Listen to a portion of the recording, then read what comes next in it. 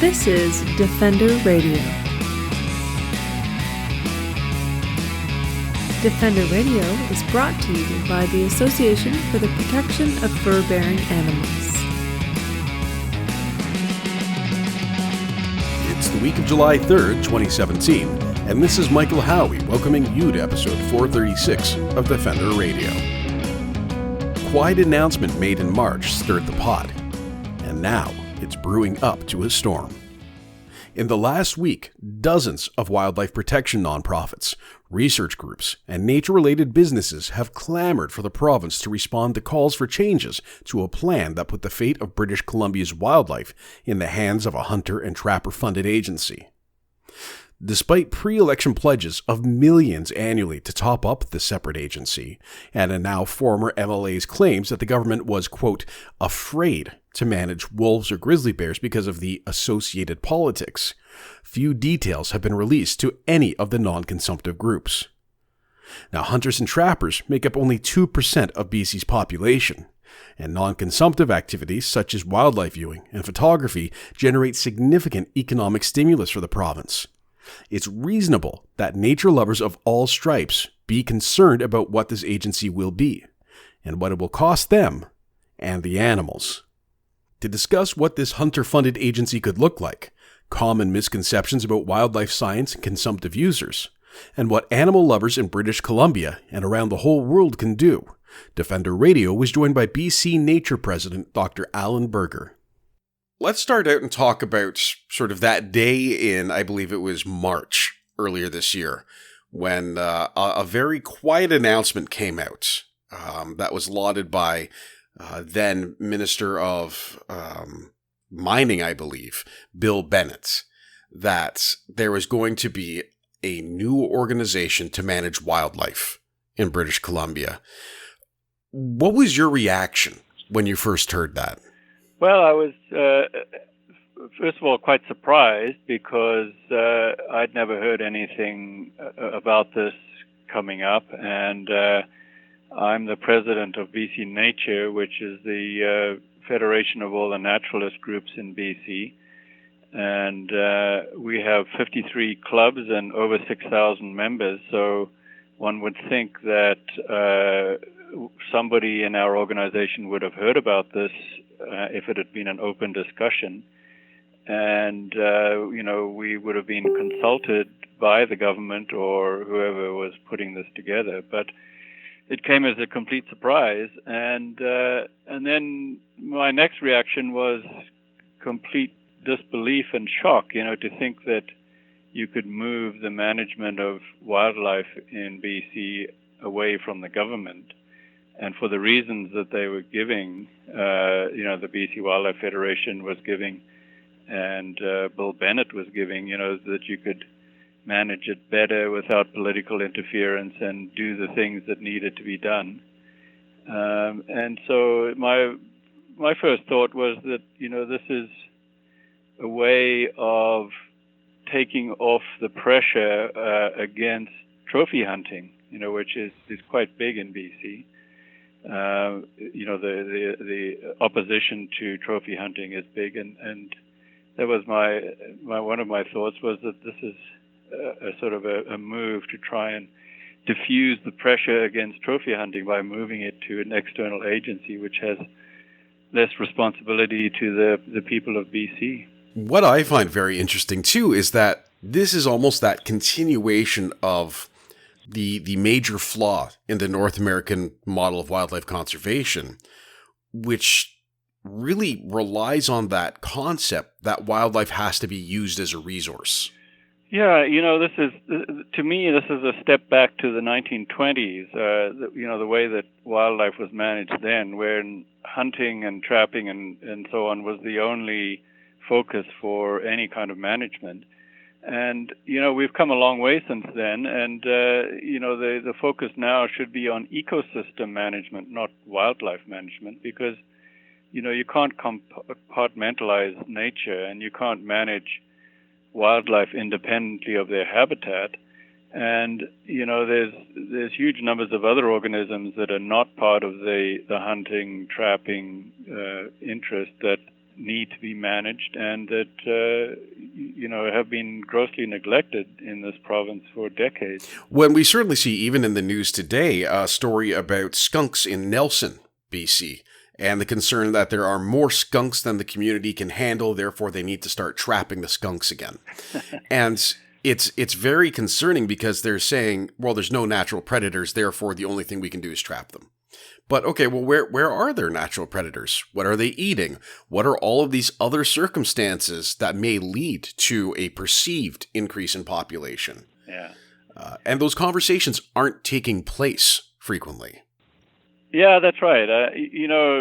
I've heard hunters and trappers say, and you read about it in the news media too, that they are maintaining the balance of nature by, trapping the top predators and the fur bearers and so on. And it's just complete nonsense because, obviously these ecosystems could function, completely well and in a lot better, in fact, without human interference. And what we're really living in is a totally changed, ecosystem, and the food webs are completely all screwed up. And there's no way that,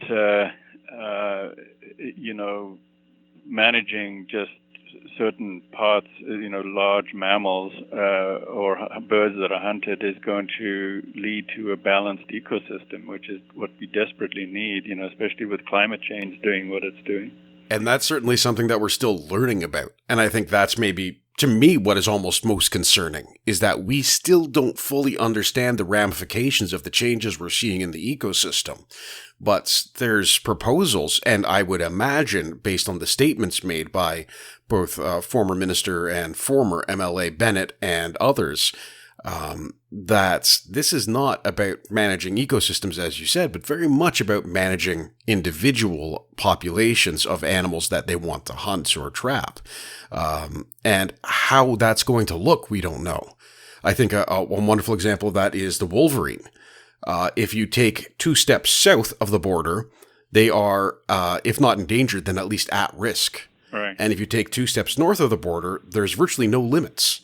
Yeah, that's right. So to me, that's a strong indication that we're not listening to what the science is showing us as it is. Yeah. And stepping away from having some kind of recourse. And I believe that's sort of the statement that a lot of the groups are making, including yourself, that currently in the system we have, with all of its flaws, at the very least there is a political leadership that is responsible to the public, overseeing all of it.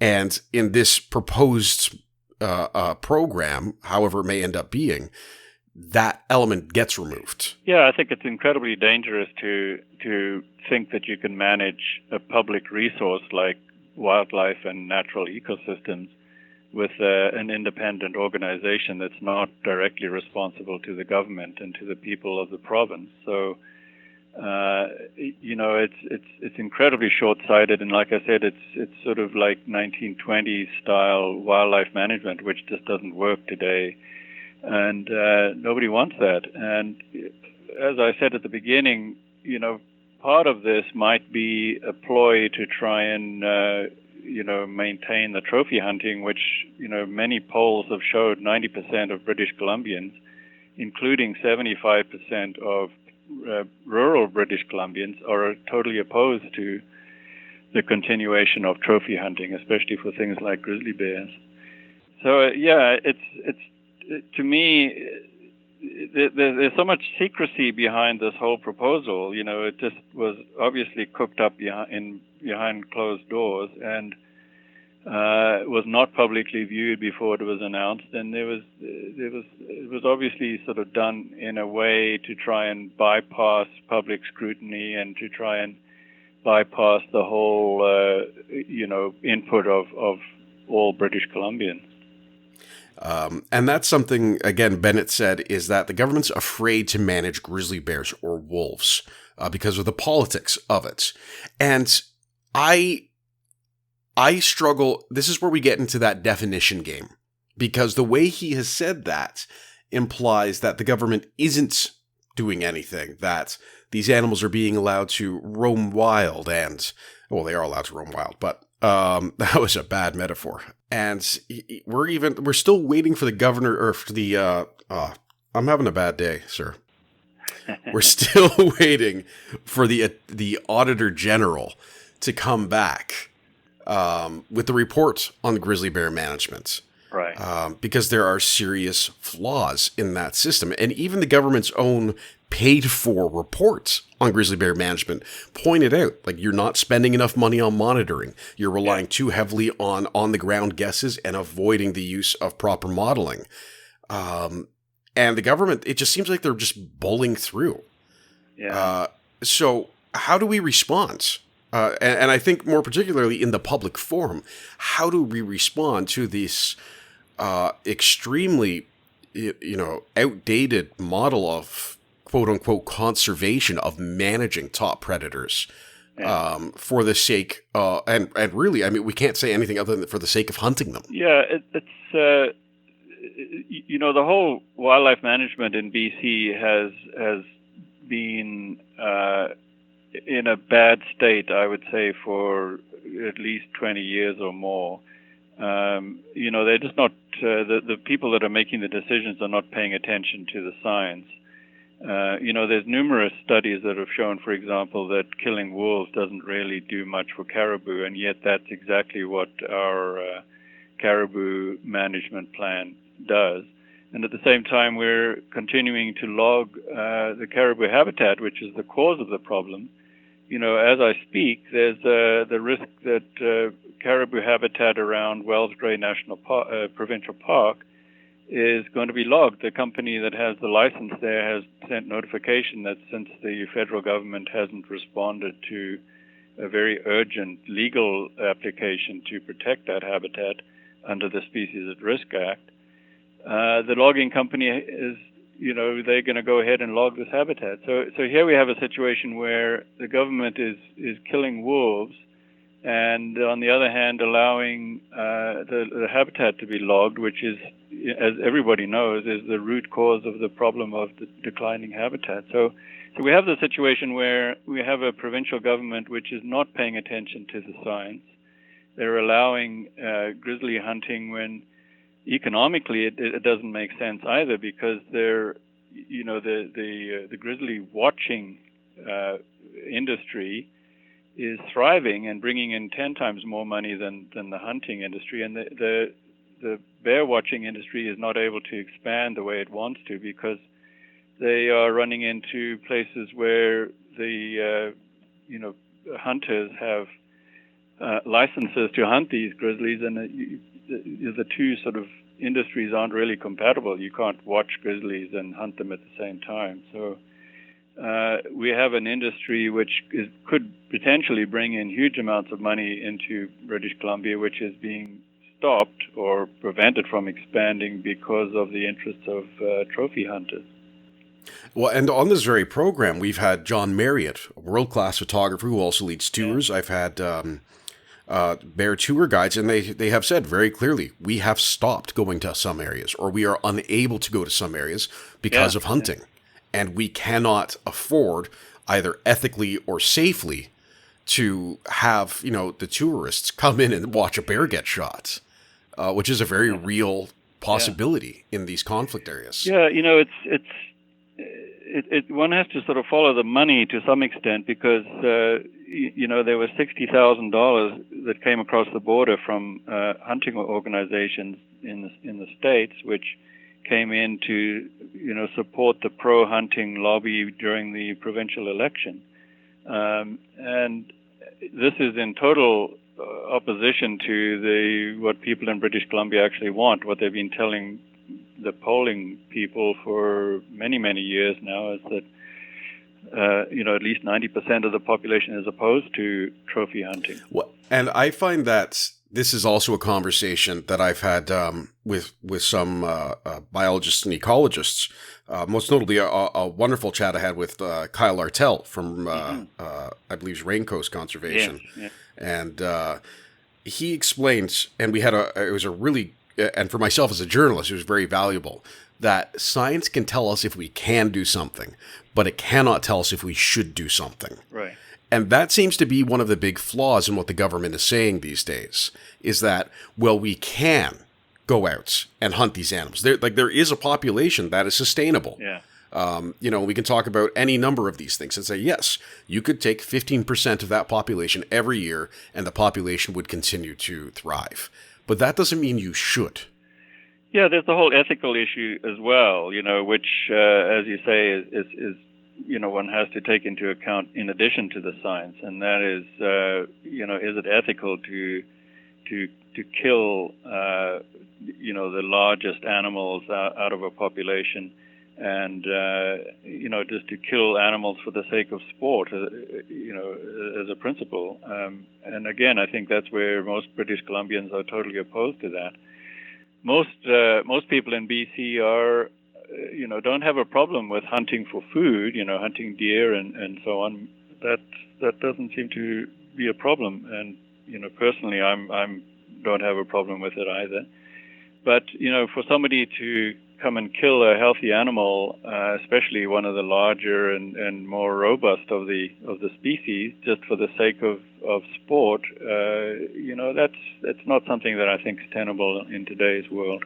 Something that came out, and I think Smog did probably the best job at highlighting this in a single sentence, was that days before the election, 5 of BC's pro-hunting and trapping organizations, and the list is the BC Wildlife Federation, the Guide Outfitters Association of BC, Wild Sheep Society of BC, Wildlife Stewardship Council, and the BC Trappers Association, announced they had signed a memorandum of understanding to work together.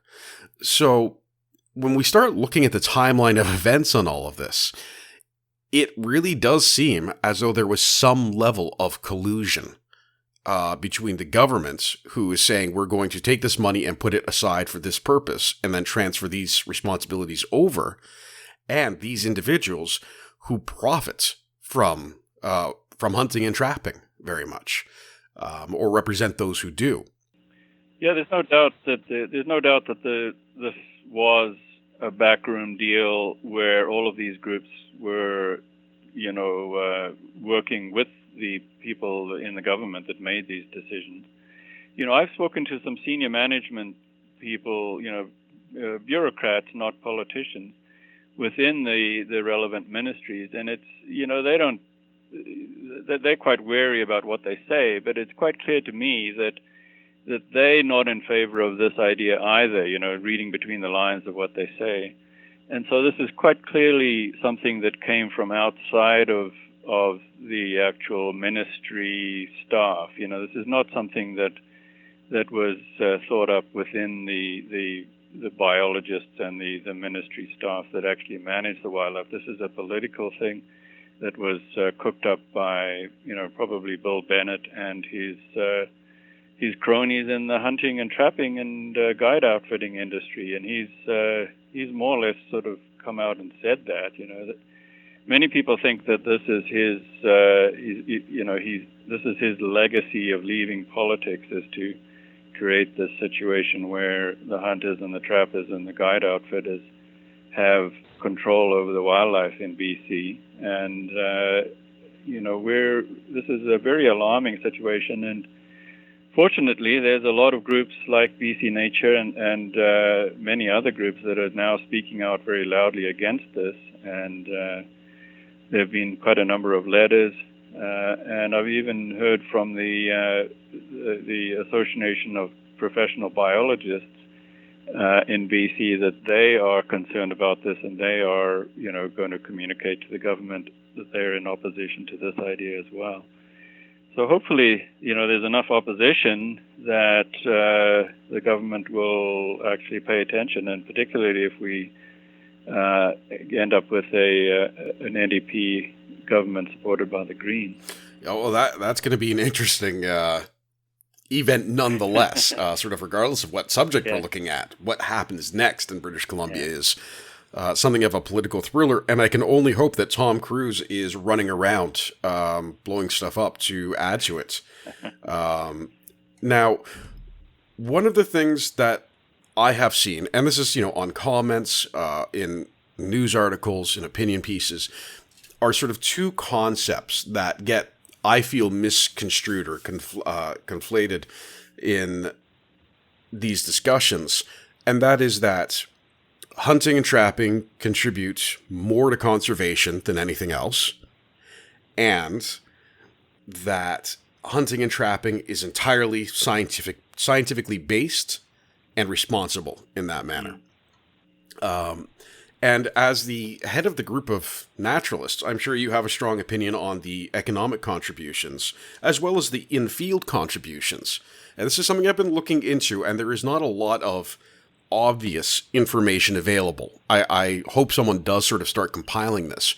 But from your perspective, with your experience, both professionally and scientifically, would you agree or disagree that the hunting and trapping groups or organizations are responsible for the majority of conservation in British Columbia? Yeah, that's a total misconception, and it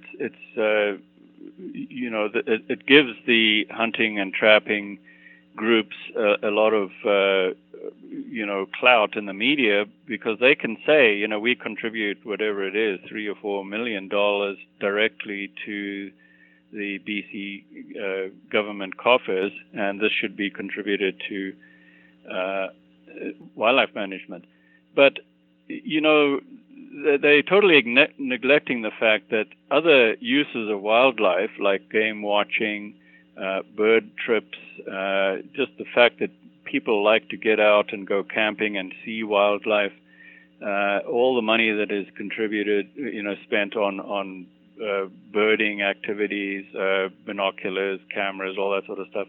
You take all that into consideration, and it totally will dwarf the input from the hunters and trappers. And that's one of the things that we're calling for in our proposal, that BC Nature and the other groups that we've put together this proposal. We're calling for the government to actually do an economic analysis of the value of wildlife, not just hunting and so on, but, what the economic value is for tourism and other things. It has been done in some, parts of North America. In Washington, for example, they did a study, and they found that wildlife watching contributes about 5 times the economic benefit that hunting does. And we're talking billions of dollars here. And so, the argument that because they're paying hunting fees means that they should have a much stronger say in what happens to wildlife is totally fallacious, because it's the economic argument is flawed, and we really do need the figures that show what the non-consumptive use of wildlife brings into BC's economy, and I'm absolutely convinced it'll be 10 or 20 times more than what hunting will bring in. So that's what we want. We want the government to actually come up with those figures, to do an economic analysis and tell the public of BC what wildlife is worth alive versus what it's worth dead. And we need to know that. That's you can't manage wildlife without looking at the economic side of it, and we just don't have that information. From the other point of view that hunting is all based on science and so on, that's also nonsense, because especially trophy hunting, there have been numerous studies that have showed that trophy hunting leads to a totally skewed genetic distribution of the hunted populations. You end up with animals that are much smaller, with smaller horns in the case of bighorn sheep and that sort of thing. And so you have something which is actually working contrary to natural selection on these wildlife populations. So we need to move beyond the sort of accepted public view that hunting is all done scientifically and is economically beneficial and all that sort of stuff. Nobody has any. Most people don't have any opposition to hunting for the sake of food, and especially if it's part of some people's traditions, like the First Nations people. But there's really no justification nowadays for hunting wolverines and other animals like that, which are really not used for food. One of the ones I always point to as well is the coyote. Folks will always say, "Oh, well, it's open season on coyotes because the population can handle it." But more and more science is showing that is causing problems. That's causing the compensatory breeding, and we're creating conflict because of that. There's some interesting studies coming out of the U.S. That show that, having state-run culls are actually resulting in an increase in poaching of wolves. And even when you then talk about how we perceive inappropriate killing of wildlife, so there was one example of a gentleman who killed a grizzly bear a while ago, and I'm not going to get into the details because I honestly don't remember them, but it was a couple $1,000s in fines that he faced. And when you see that, you kind of go, well, how much does this matter to the government? Because if you're saying, well, this has to be managed so tightly, and we're going to sell these tags, and it's good because that brings all these thousands of dollars, tens of thousands of dollars. But then if you just kill them and you get a couple $100 in fines, like it's this very skewed impression of what matters and what's important. And I think a lot of that, again, it comes back to that basic flaw in wildlife management in British Columbia and in most jurisdictions in North America that views wildlife as a resource that needs to be used.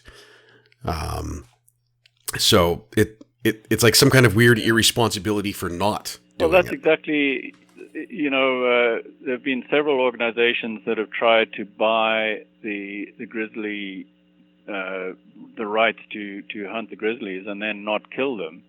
And the government has opposed that. They basically saying that you can only buy a ticket to hunt a grizzly if you kill the grizzly. So, they're not really concerned. One has to wonder about the rationale there, because they're still getting the same amount of money that's coming into the government. And it actually is better because, that grizzly is still alive and they can sell the ticket again down the road, and yet they're opposed to it. So it's really difficult to sort of understand the logic that goes into some of these things, except that they are under incredible pressure from the hunting and trapping groups not to change anything. That's the only sort of rationale that one can put into those kinds of decisions. And that's where I kind of want to go with this to wrap up. This is a two-parter. One is the funding. That's something that you've already touched on a few times. It's something that we at the Fur Bears are constantly stating. And as I said in that grizzly bear management review, so-called review that was done several months ago, the researchers said the same thing, is we need more funding for research. We need to know more about what's going on. And I don't think any of us would oppose some of that money from the hunting group, from the sale of bullets and tags and so on, being redirected into true conservation. That simply makes sense. It's then what gets done with it, I think, is sort of the ultimate issue here. Those of us who, we've got 18 groups that have signed this proposal that BC Nature has submitted to the government. And I think all of us are unanimous in agreeing with the hunters and the trappers that there hasn't been enough money put into wildlife management in BC. And this was documented very carefully by, there was a group of retired senior managers from forestry and environment and so on, who published a paper a few years ago basically documenting the decline in the number of full-time employment positions, the amount of funding for management, the amount of funding for research, the amount of funding that goes into conservation offices and so on. All of this has been documented to have, declined precipitously over the last 10, 15, 20 years. So we agree with the hunters and the trappers that there needs to be a lot more money put into wildlife management.